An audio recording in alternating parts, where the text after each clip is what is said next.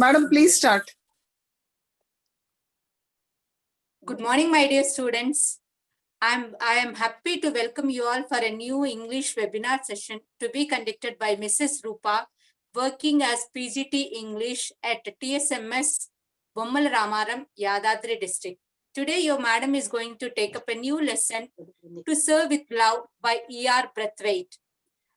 Children, you all might be having your own favorite teacher wherein you love some qualities and try to imbibe them into your character. Similarly, here you find a new teacher who imbibes all good qualities and basic etiquettes which a child needs in the story. So now your teacher will explain you how the teacher was successful to make all the students learn some good qualities. Thank you. Madam Rupa, madam, you can begin with the class now.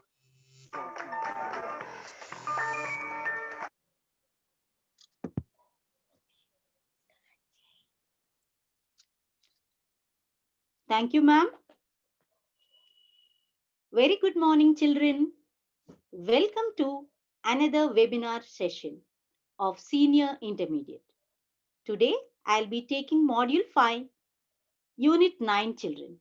We'll be doing the prose, and the title of the lesson is To Serve with Love, written by E.R. Brathwaite.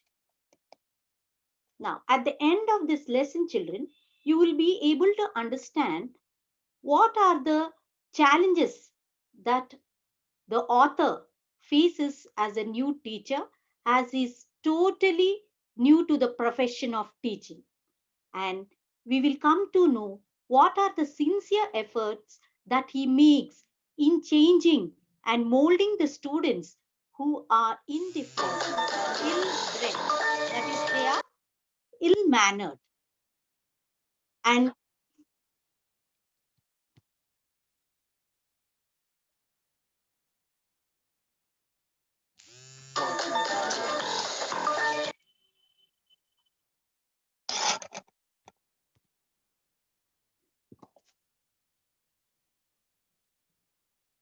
Madam, any technical issue?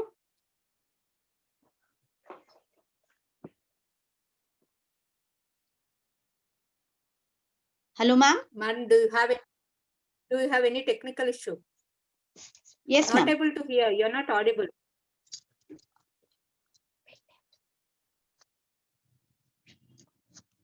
Ma'am, I'll start again, ma'am. Ma'am? Okay, ma'am. Okay.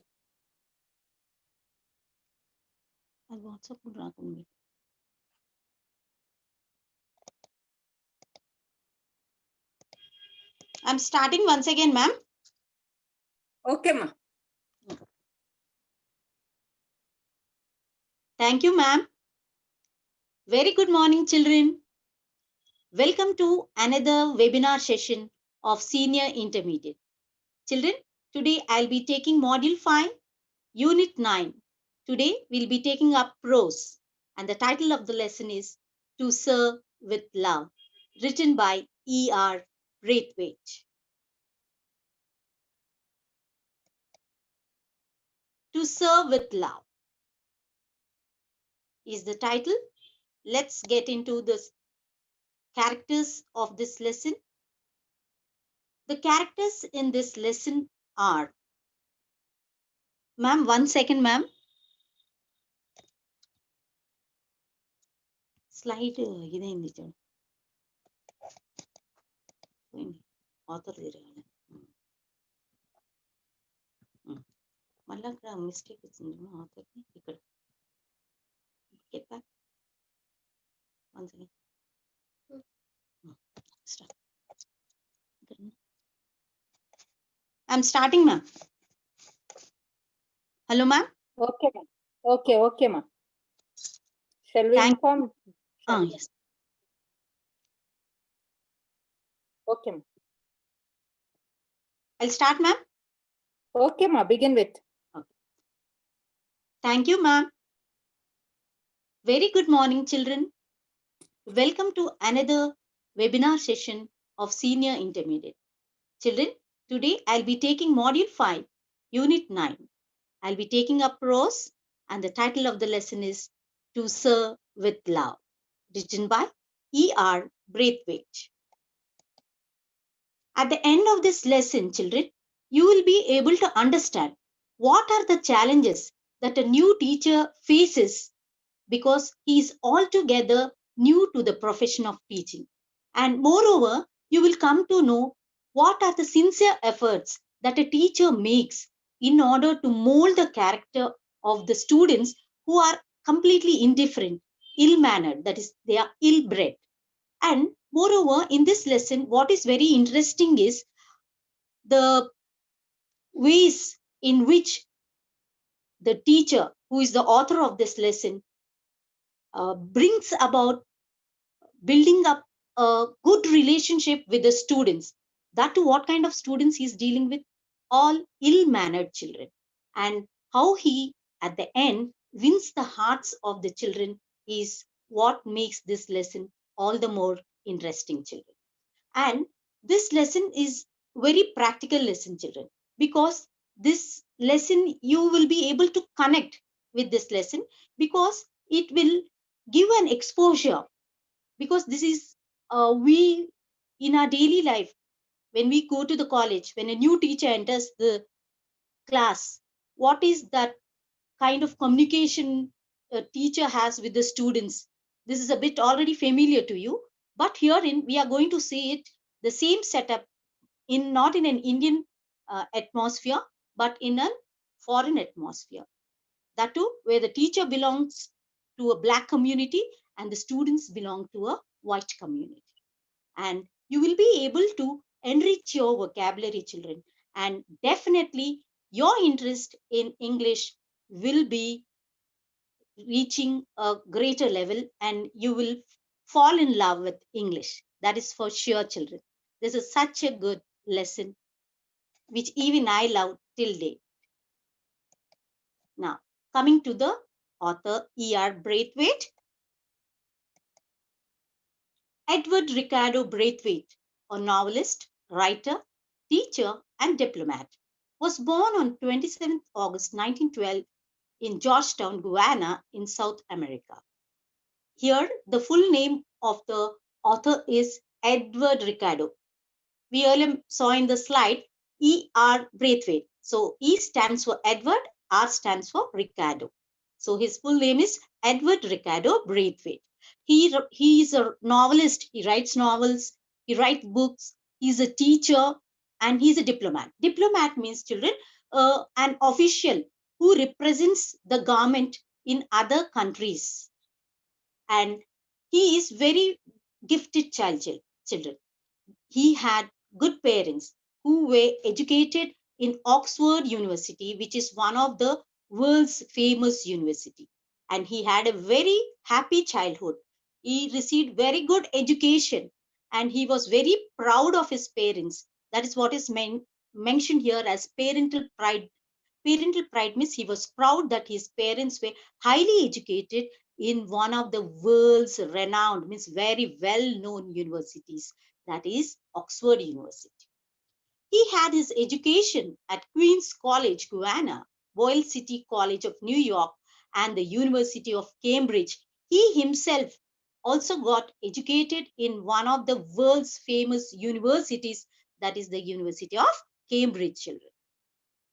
And during the Second World War, he worked as a pilot with the Royal Air Force.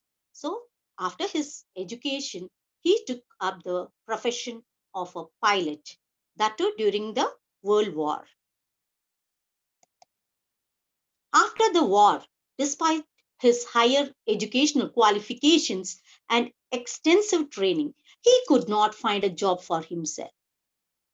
A disillusioned Braithwaite reluctantly took up the job of a school teacher in the East End of London. Here, children, after he took up the job of the pilot, even being very highly educated and getting educated at the one of the world's most renowned universities, that is the Cambridge University, he could not find a job for himself. And what happened as a result of that? he was disappointed, disillusioned. Means he was disappointed because he was not able to find a job in spite of being highly educated. So reluctantly, means unwillingly, and he was very hesitant. He was not very confident also. So unwillingly, he took up the job of a school teacher. So this is the profession he took up not by choice. He took it up by chance because he was not finding any other job.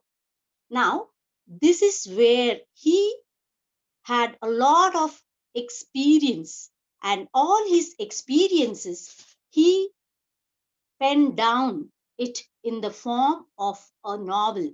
That too, here it is called as an autobiographical novel because the author himself wrote down his own experiences of life as a school teacher in the form of a novel. So it is referred to as autobiographical. Means autobiography is a book that is written by the author himself about his own experiences. So here the name of the autobiographical novel is To Sir with Love, and this novel was made into a film in the year 1967. And here, children, what is that his most of his works depict is means what is reflected in his uh, books or novels is that it was a time when the black people were being facing humiliation. They were being insulted. They were facing very difficult situations because they were the blacks who were living in the land of the whites. That is, they were living in America, that was South America, and they were blacks. So they were facing all the odds. They were facing very critical situations, very inhuman situations. Still, then, what is the point to be noted about our author, that is E.R. Braithwaite, is that he was retaining the human values, even when the conditions were inhuman. Even why the conditions were inhuman? Because the blacks were being looked down by the whites. Still, then, he gave more preference and he stood for human values because the whites were exploiting the blacks. There was the color differentiation shown. And our author held several positions in the United Nations organization, that is the UNO. Now, after that introduction of the author, let's get started to Sir with Love. Now, the characters in this story are children. Our author itself, the new teacher, E.R. Braithwaite. Next, you have Mrs. Dale Evans, who is the domestic science teacher, and you have Mr. Weston. These are the characters whom we come across in this lesson, and they are all teachers. And coming to the students, we come across Mrs. Pamela Dare, Potter, Miss Joseph, and Senham. Mrs. Pamela Dare, Potter, Miss Joseph, and Senham. These are the students in this lesson.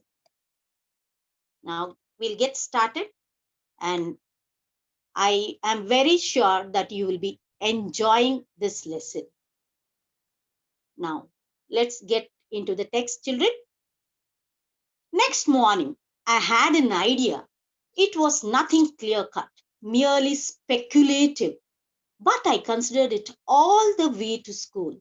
Then, after assembly, as soon as they were quiet, I waded in.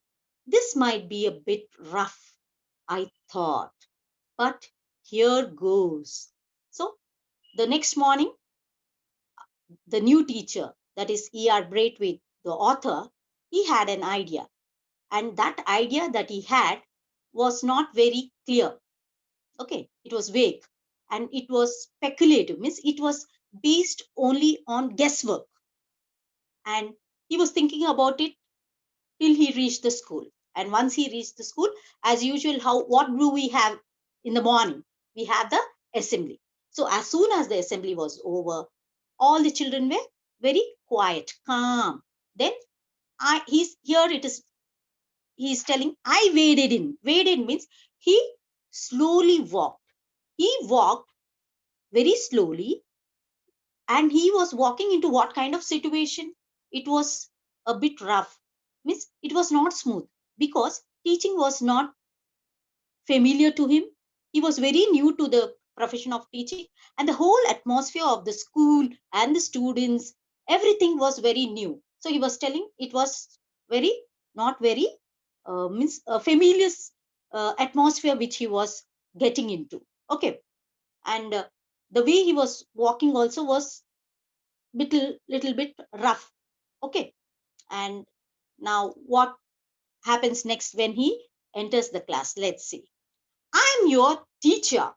I think it right and proper that I should let you know something of my plans for this class. I tried to pitch my voice into its most informally pleasant register. We are going to talk, you and I, but we'll be reasonable with each other.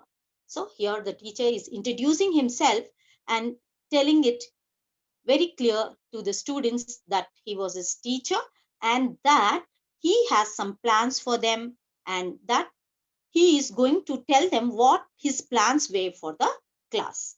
And the his voice was very pleasant, very pleasing, and it was not very formal language, means the language usually we maintain between a teacher and the student. It was very informal, means it was very in a friendly way, because he was his intention was to maintain a good relationship with them. So he was not being very formal, he was being very friendly with them. So, and he was telling what, that they are going to be sensible. Okay, when they are talking, they are going to be very reasonable with each other, means he's going to be very sensible with each other. And he says, he lays down one condition. What is that condition? We'll look into. I would like you to listen to me without interrupting in any way, and when I am through, any one of you may say your piece without interruption from me. So, what is that condition is telling? When I am speaking to you, when I am talking to you, what you're going to do? Only just you're going to listen to what I'm saying very carefully, very attentively, and you're not going to stop me in between. And when I complete what I want to say to you, then what you're going to do? Any one of you, not all of them, he's telling. Here he's telling very clearly, any one of them can interrupt there and ask what they want to ask. They can question him. Okay. Then I was making it up as I went along and watching them. At the least sign that it wouldn't work, I'd drop it fast. So here he entered the class without great planning, children. That is very important thing we must notice. That's why he's telling, I was making it up. So he went on spontaneously, whatever came into his mind, he was just putting up into his words and into his action into the class. Okay. And he was observing the children, and when he thought that if he gets any signal from the children's side, from the student's side, that whatever he's telling is not going to work out, it is not that the children are not uh, agreeing with, or it is not going very smoothly, his conversation is not getting uh, what in coordination with the children. So what he planned was, he's going to drop off that idea very quickly, that very moment. If he gets a sign, if he gets a signal from the children, either by the behavior or by the way of questioning, or any sort of such signal, if he gets that he is not going in the right way, what he planned was, he is going to give up that idea and he would switch on to another one, because he came to the class not well prepared. He didn't have an action plan, that he's going to do this next, this next, this, and all that. So what happened, we'll see. They were interested in spite of themselves.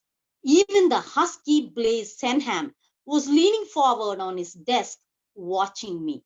So the author, who is the new teacher, did not have the confidence. So he thought, if my plan doesn't, whatever I'm doing, whatever I'm executing in the class, if it doesn't work out, I'm going to drop up the plan, that particular plan, and I'm going to switch to a new one. That was going on in his mind. But when he observed the children, what came to him as a surprise was all the students were very, very interested. And here a special mention of a student called Senham is mentioned. You can see in the pic. His name is Senham, a student. Why a special mention about him is done here is Senham is what kind of a child? He's a blaze, means he's a child who is not at all interested, who is very indifferent child. Even such kind of child, means he's husky. Husky here can be taken in the terms that he's very strong, and it can be taken in the terms of his voice, which is not that smooth, which is rough. Okay. This student who was very indifferent and who was not at all interested also was showing a lot of interest and listening very carefully to what the new teacher was telling. How can we know that he was very much interested in the class? He was leaning forward. Look, children, whenever your teacher is telling something in the class, also, what do we do? If you're very, very, very much involved and you get so much so interested in what the teacher is telling, what do? You lean forward. Supposing you're sitting straight, what do? You lean forward on the desk, and what do? You place your elbow on the desk, you put your cheek on the what, on your palm, and you try to listen, because you're completely involved, you're completely engrossed in what the teacher is telling. So this reaction of even the indifferent student also gave confidence to the new teacher, that he was able to attract the attention of the students. So here the teacher was successful in attracting the students. He was able to make the students listen to him. That too, how they were completely engrossed. They were paying full attention to what the teacher was saying. Now, next, my business here is to teach you, and I shall do my best to make my teaching as interesting as possible. If at any time I say anything which you do not understand or with which you do not agree, I would be pleased if you would let me know. Here, what is he telling? My business here means my job. The teacher is telling, my job here is to teach you all. And how am I going to teach you all? I am going to teach in such a way that you are interested. So even I will put all my efforts. I'll see that my teaching is very, very, very interesting. So I will, from my part, I will do my job and make my teaching the best one. And what he says, in case, in spite of me making all my sincere efforts to make my teaching very interesting, and so that it is completely understood by you, even in that case, you may have some doubt or you may not agree with what I am telling. I'll be very happy. I will be very glad if you would let me know. Miss, you can raise a question if you don't understand something, or if you do not agree with what I am telling. Even we teachers do. Yes or no, children? Okay. Same way. The same was the situation here also. Most of you will be leaving school within 6 months or so. That means in a short while, you will be embarking on the very adult business of earning a living. So here he's telling, after 6 months of schooling over here, what is going to happen? That means 6 months is a very short period. Okay. So after this, what is going to happen to you? You are going to be embarking on. Embarking on means you're going to begin with. You're going to start. What are they going to start? They are going to start the adult business. What is the business of the adults? Adults is to take up a job, earn money. Okay. The same thing he's telling to the children. Children, Now you will be entering into the adults business, means you will be looking forward for a job and you will be earning a living. Earning a living means you're going to make money so that you can meet your needs. What are those needs? Your food, you're going to buy food, you're going to buy clothes, everything. Okay, so you are going to take up jobs, you're going to become adults, and you will be starting a new life, that is the life of the adults. Now, bearing that in mind, I have decided that from now you will be treated not as children but as young men and women by me and by each other. So here he is telling very clearly what he's telling all the students. You keep this in mind. What is that he wants them to keep in their mind? That they are no more children. They are going to become adults within a period of 6 months. So he's telling, I will not treat you as children. I am going to treat you as young men and women. And he's telling, I only just it's not me who is going to treat you as young men and women. In the same way, you also must treat each other, that you all are no more children and you are going to treat yourselves as adults, and you should also consider yourselves as young men and women. He wants them to have this clear cut picture of what he was conveying. When we move out of childhood, certain higher standards of conduct are expected of us. So what he's telling, now since you all are moving from childhood to adulthood, so you all are growing up, so what is expected from you? Your standard. What kind of standard? Higher standard of what? Your behavior. Means the manner in which you behave with each other, or in a in outside the school, or what else, in whichever place, home, school, or even any social places, public places. What is expected of you? A higher standard of conduct. That is the way in which you behave, the manner in which you behave. You must set a high standard. Means what is the right kind of behavior? That right kind of behavior is expected of every one of you. That is what he is telling the students, because they are entering into adulthood from childhood. At this moment, the door was flung open and Pamela Dare rushed in, somewhat breathlessly, to take her seat. She was very late. So this serious conversation, serious talk, serious topic was going on between the new teacher and the students. So he was telling that they are going to enter into adulthood and high standards of conduct. Miss, he was talking about the behavior, okay, how they got to behave in a particular situation or in a particular place. When this discussion was going on, what happened at that moment? Means at that time, what happened? The door was flung open. Flung open means the door was open suddenly, and who entered there? A student by the name Miss Pamela Dare. How did she enter? She rushed in. And how she was, you can see in the video also, she was breathless, because she came in a haste, she came in a hurry, and she wanted to take her seat. And moreover, what she was here, it is very clearly mentioned, she was very late, not late, very late to the class. So here, children, what is actually expected here? When you are late, supposing you are late to the class, what is expected, what you are supposed to do? First thing is apologize because you're late. Means you have to say sorry. Then, second thing, what you got to do? You got to take the permission of the teacher, because the class has already started. Yes, did Pamela Dare do any one of them? No. Neither she apologized, neither she took permission to enter the class. She just opened the door and she rushed, only just to occupy her seat.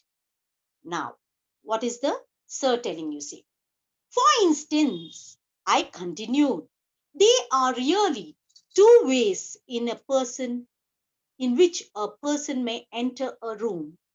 One is a controlled, dignified manner. The other is as if someone has just planted a heavy foot in your backside. Now, Sir observed Pamela Dare entering the class and taking a seat. He observed the way in which she opened the door and how she has taken her seat. So, observing that, because he noticed it, he switched on the topic and he went to emphasize on really what are the two ways in which a person can enter a room. So, one way he told was in a very decent manner, means in a way that will seek respect. Okay, very well mannered way of opening the door and entering. Okay, and the other one is in not in a dignified manner, in such a way that as if somebody has uh, put a heavy foot in your back, as if somebody has pushed you from your back. Okay, with his heavy foot, what do? You tend to do open the door suddenly. Okay, that is the way which you can clearly see in the video, the way in which Pamela Dare is opening the door. So now what is Sir telling you? See, Miss Dare has just shown us the second way. I'm sure, I'm quite sure she will now give us the demonstration of the first. So in the video, as you can see, Pamela Dare has shown the second way, which is not dignified, which is not expected. Okay. So she showed the second way of entering the room. So the new teacher, that is E.R. Braithwaite, he was quite sure, he was confident that Pamela Dare was going to show the entire class how a person can enter the room in a decent way. Okay, let's see what Pamela Dare is going to do. Whether she is going to listen to the teacher. Okay, let's know about it. To this day, I do not know what made me say it, but there it was. I was annoyed the way in which she had just barged her way in, insolently, carelessly, late. So he's telling, even till date, means till the time when he was writing the novel, penning down his experience, he did not understand actually why, what made him say that Mrs. Pamela Dare is going to show them the decent way of opening the door. But one thing he was sure. What is that? He was irritated. Annoyed means irritated. He was mm, what troubled also, because that is what is not expected by a teacher from a student who comes late to the class and without taking permission uh, just rushes into the class to take the seat. So as a teacher, he was irritated, he was little troubled by her behavior. So, and secondly, what was the reason? She didn't apologize. First thing, leave that. And second thing, how did she enter? She barged her way in. Barged her way in. She entered the room in a very rude manner, in an awkward and rude manner. Okay. And insolently, means in such a disrespectful way and in a rude way. And moreover, that she was late. And what here very specifically it is told carelessly late, means she knew she was late and she was not even what she was not even cautious that she was late. She was, might be, she's here, what he means to say is she was carelessly late, means she intentionally came late, and moreover she didn't have the courtesy or the manners of at least following any one of the rules which are actually expected of a student who comes late to the class. Now, look at the reaction of the entire class. All the eyes were on her. On whom? On Miss Pamela Dare, as she had probably planned. But instead of supporting her entrance, they were watching her, waiting to see the result of my challenge.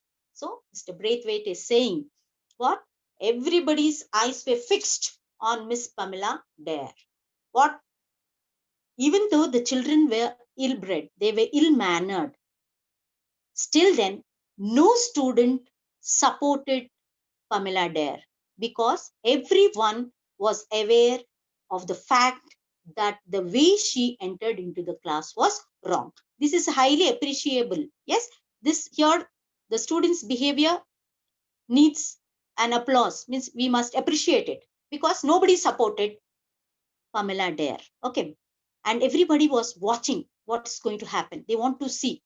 And here the teacher also was waiting, and he was waiting to see what would be the result of the challenge. What is the challenge he gave? He gave the challenge to Mrs. Pamela Dare. What? That she has to demonstrate the entire class and show how the door can be decently opened in a dignified way and how she can enter the class. Now, what is the reaction of Pamela Dare? She blushed, means she put down her head with shame. Okay, now what did Sir say? Well, Miss Dare, now after that, what is the reaction of Pamela Dare? Her eyes were black with anger and humiliation, but she stood up and walked out, closing the door quietly behind her. Then, to my surprise, I must confess my relief, she opened it as quietly, with a grace and dignity that would have befitted a queen. She walked to her seat. So, what was the reaction seen? Pamela Dare was showing anger. She expressed her anger in her eyes. That's why her eyes were black. Means she showed a lot of anger and humiliation. Her eyes showed an expression that she was feeling ashamed. Okay, because she was being pointed out in the class, so she was feeling ashamed. But in spite of being angry, in spite of being humiliated, what happened? What did she do? She did not show her anger in her behavior. But what did she do? She stood up. She walked out. First thing what she did was, first she closed the door very quietly without making any sound. Okay. And then to my surprise, means to the teacher's surprise, here even the students were surprised. Okay. I must confess, miss, here he's telling that though the teacher pointed out the mistake that was done by Mrs. Pamela Dare, she accepted it and she gave respect to what Sir has instructed. That's why she stood up. She walked out of her seat. She closed the door quietly. Means she kept the word of the teacher. She was increasing, she was lifting up the confidence of the teacher. The teacher was sure that she is going to show them the right way of opening the door in a dignified manner. The teacher mentioned it in the previous slide we have seen. Now, here she is proving that the teacher was right. What? That she is really demonstrating, she is really showing the teacher and the entire class the dignified way of opening and closing the door. Now she closed it. Now she again has to enter the class. Now what did she do? She opened the door. How? She opened it as quietly, very without making any noise, any unpleasant sound. She opened the door. And with what? With such a grace and dignified way, in a decent way. And she did it so in a such a royal way. Miss Queens, if a queen closes and opens the door, how does she do it? She does it with dignity. She does it with so decently, so gracefully. Means the action of opening and closing the door was done in such a way that would befit, means that would appropriately, that would very much suit, that is very apt, that will be suiting a queen. If a queen closes and opens a door, how she would be doing? In the same way, Pamela Dare also closed and opened the door with such dignity, with so very decently she has done, so very royally she has done, and she took her seat. In this way, she kept up the word of the teacher, who was confident that she is going to show the decent way of what? Entering the room. So here, the teacher was able to make the children, that is Pamela Dare, listen to what he was telling. And not only just listening, but doing what he was expecting. Now, children, with this, we end up the text first part, children. So, as a part of revision, what we are going to do now is, in this first part, you just read the text section 1, children. And what you're going to do is, I'm going to just revise the idioms and phrases that we have come across, because idioms and phrases are very important from your examination point of view. Now, what is an idiom? Just look into it. Idiom is a group of words, children, and we are not going to take the literal meaning of each and every word separately. But here, idiom means a group of words wherein we are going to take the meaning of those group of words all together, and they are going to convey a specific meaning. For example, here, if we take feather in one's cap, feather in one's cap doesn't mean a feather, a feather in one's cap. It doesn't mean that. It's not the literal meaning. Okay, a feather in one's cap. It's not that. Feather in one's cap is an idiom, and it means achievement. Okay, it means achievement. Feather in one's cap means achievement, and it can be used in a sentence like this, children. It will be a feather in your cap if you defeat the school champion. It will be a feather in your cap if you defeat the school champion. Means it will be an achievement if you defeat the school champion. I think so. It's clear, children? Yes. So now, next we will see phrase. What is a phrase? Phrase is also a group, a small group. We know phrase is a part of a sentence. Okay. Phrase is a small group of words standing together as a single unit. For example, here if you take look into. Okay, look into together will convey a different meaning. What is that? A specific meaning. Here, look into means you examine very, very carefully.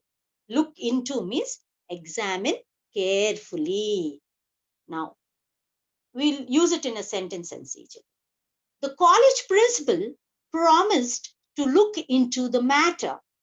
Means the college principal promised to examine very carefully the issue.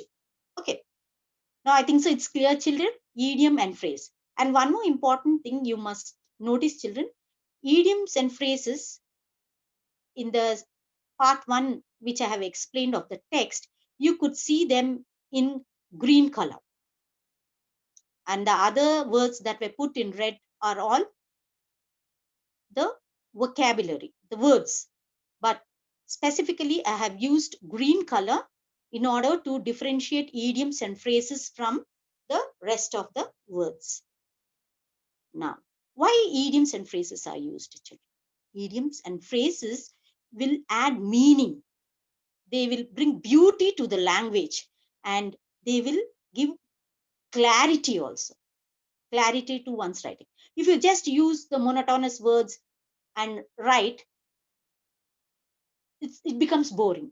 Whereas the usage of idioms and phrases will make the text very interesting, and it makes the language, English language, more lively. Now, the first one in we will be taking up that we have already done in part 1 of the text. The first one was embarking on. The meaning of embarking on is starting, beginning something. And it can be used in a sentence like this, children. He is embarking on a new career as an athlete. That means he's beginning his career as an athlete. Here, one thing you must remember, children. Here you must know the meaning of the idiom or the phrase you're using. But when you are using it in a sentence, you are not going to write the meaning of the idiom or the phrase. You are going to use the idiom or the phrase as it is in your sentence. Here you can clearly see, isn't it? We are not framing a sentence using the meaning of the idiom or the phrase, but we are using the idiom or the phrase as it is in a sentence. Even in your examination, you are going to follow the same rule. You must know the meaning, but when you are framing your own sentence, you got to use the idiom or the phrase as it is. Don't replace the idiom or the phrase with its meaning when you are framing your own sentence. Remember this, children. Now, next, earn a living. The meaning is to make money to meet one's needs. Earn a living means to make money to meet one's needs. Now, we can use this in a sentence like this. He did all sorts of jobs to earn a living. Means he did the job of a carpenter, painter, all kinds of jobs to earn money. So here also you can see what is that? We used the earn a living as it is. We did not write he did all sorts of jobs to make money to meet his needs or one's needs. We are not writing like that. We are writing earn a living as it is. He did all sorts of jobs to earn a living. Now, flung open. We saw Pamela Dare enter flung open the door. Now here, meaning is open something suddenly. Now, he flung open the door. You can write anything, children. You can substitute that he with your name also. Flung open the door, flung open the window. Okay, anything you can use. Now, barged in. The meaning of barged in is enter in an awkward, rude way. Now you can see Pamela Dare entering there in a very awkward way and in a very rude manner without taking permission. Okay, how she's rushing in. Now, this can be used in a sentence like this, children. This is principal's room. You can't just barge in like that. Yes, this is principal's room. You can't just barge in like that. Now, you can see both flung open and barged in this video. What she is doing? She is opening the door suddenly, and moreover, she is barging into the room. Both the meanings of flung open and barged in can be very, very clearly seen in single video. I hope it's very clear, children. Now, in this lesson, when we have seen the section 1, the whole lesson indeed also, when you complete the lesson also, here you see the teacher is emphasizing on behavior. Okay, so keeping that in mind, we must know what is this word called? Etiquette. What is this word etiquette means? Etiquette refers to guidelines which control the way a responsible individual should behave in the society. Means it is like rules that have to be followed by any person who is responsible. Okay, not only in the society, even when he is at home also, you need to know this etiquettes. You know, you must know these rules. It is defined as good behavior. Simple words, if you say, it's nothing but good behavior, which will actually differentiate from us from animals, because we are social animals. So social animals should have good behavior. So that is what is expected. Yes, it transforms men into gentlemen. So it will make men into gentlemen. It's the same thing which holds good even for the women also. You will be considered well mannered if you follow what? Good behavior. So the rules that you follow to show your good behavior, which shows that you are well mannered, your polite behavior, is what is called as etiquette, children. Etiquette. Now, let's go through the classroom rules, which you should follow in the class. This is a part of your classroom etiquette. Okay. First thing is one, respect personal space, rights, and property of others. He's telling everybody has their personal space, children. Means what we must respect that. Okay. We cannot intrude and poke our nose into others' privacy. You mustn't do that. And everybody, we must respect how we are expecting that we have the right to speak, we have this right, that right. Even the other person has the right to speak like you. So what you got to do, you must respect even the others rights. At the same time, you must be, yes, careful about not only your own belongings, your own property, but you must take care of the others property, and including the school property, right? And what is that? Next is be, and here, be helpful and responsible. So whenever there situations arise in the class where you got to do your assignments, you got to what complete your records. In case you are absent, you can share your notes. Don't help during the exams. This doesn't mean you're going to help your friends during exams. This is help them at the right time, in the right place.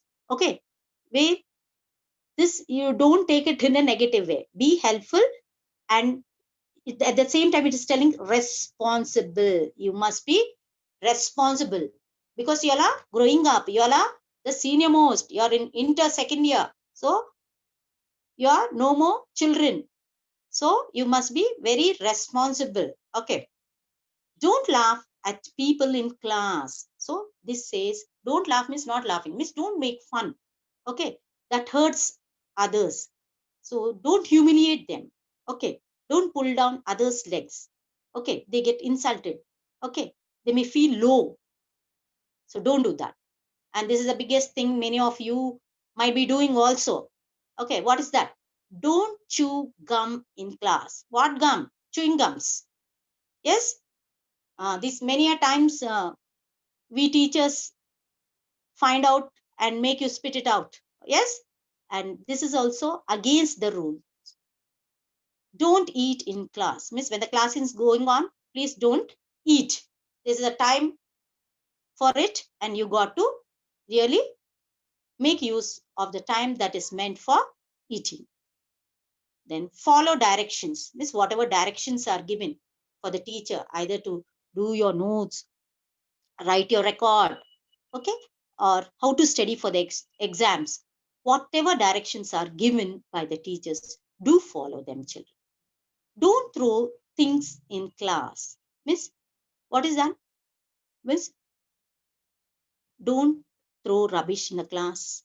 Don't throw what make litter the class, because we are all following what? Swachh Bharat. So that should start from home, that should be continued in the school and even when we go out. So everything must go to its proper place. So don't throw your books also. We find books being thrown here and there. So be little organized. Okay, throw the dust, whatever rubbish is there, into the dustbin. See that your books are properly kept, the benches properly placed, everything is in its right place. Next, listen to the teacher. Listen when others are talking. This is what Mr. Braithwaite also told us. What first rule, what he told was, listen to me when I'm telling very attentively. And when I'm completely done with what I have to tell you, then any one of you can raise your hand and you can speak. So when a person is talking, even if it's a teacher or anybody, children, what is your duty? Be a good listener. So first, pay attention to what they are telling. Then what is that? Even when you're talking to your friends also, this holds good, children, because when you're listening only, you will be able to understand better. Yes, when they are completely done with, interrupt, and then you can ask a question and clear your doubts with the teacher or even with your friends, because listening will make you understand better. And next, be kind and fair to others. Always tell the truth. So be kind. Okay, be kind. Okay, and you must be fair. Fair means don't be biased, don't show partiality. Be treat everyone equally. Okay, because he's your friend, you cannot take his support. Take the support of what is right. And you must always speak truth. Never tell a lies, because once you tell a lie, to cover that lie, you got to tell 101 lies. So why avoid telling that one single lie? Whatever be the consequence, face it with one truth. That will be the end. At least you will be known that you are truthful. Okay. So these are the classroom rules we have seen. So in the coming sections, that is part 2 and 3 of our text, our very interesting lesson, to serve with love, we will be knowing many more such, not just rules. Rules here are not told in the form of rules. It is told in the form of a very, very interesting story. And you will be really liking this lesson, children. So you just read the lesson and you just do the assignment which I'm going to give. You're going to note down the idioms and phrases that you come across in this session. And here, children, you're going to do one thing. I did not mention, I did not differentiate idioms and phrases using two different colors. Now, what you are going to do is, you're going to write down all the idioms, one after another, that you come across in section 1 of our text. First, you are going to make note of the idioms, write their meanings. Okay, and you're going to use them in your own sentences, and you're not going to make use of the sentences which we have already discussed. This is a rule. Okay, and the phrases also. Next, once you're done with your idioms, then you write down the phrases, and you're going to write down the meanings of those phrases, and you're going to frame your own sentences. Okay, and I'm very confident, because we have revised the idioms and phrases that we have come across in section 1 of our text. I'm very confident, children, because once you know the meaning, you will be definitely able to write your own sentences without anybody's help. This I'm very confident my children will do it. Next, what is who is your favorite teacher, and what qualities in him or her made you think so? So everybody will be having a favorite teacher, either in our school or even outside also. So you're going to mention the name of your favorite teacher, and you're going to highlight, you're going to focus on what qualities in him makes him your favorite teacher. And here we have seen the new teacher, yes, who is for the very first time teaching, that too to a class where the students are all ill-mannered, and all these students, you must know, children, are all whites. And here is a teacher who is a black. Yes. So now, what is your opinion about the new teacher in the lesson? So you can put your own opinions. What do you really feel? Okay. All your opinions you can put down on your own. Don't make use of your internet here and copy down the answers. I'm damn sure you will be able to do on your own, children, because we have done all the vocabulary along with the meanings, idioms and phrases along with the meanings. And if you want still more, you can refer to a dictionary. Okay, that would really be more helpful. So, children, I hope you enjoyed. I enjoyed teaching. I love this lesson, children. I hope you also have the same sort of experience. Read the lesson and do the assignment. And I'll be meeting you very soon with the remaining part of the lesson. Till then, children, keep loving English. Bye, children. Thank you.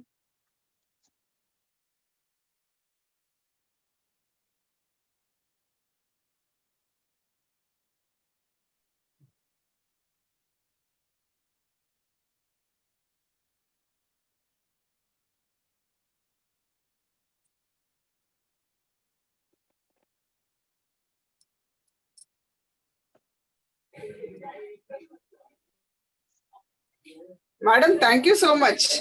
Oh, no, ma'am. Welcome. It was indeed a wonderful session. Children, please visit this video for once again reviewing this and understanding the lesson. Thank you so much.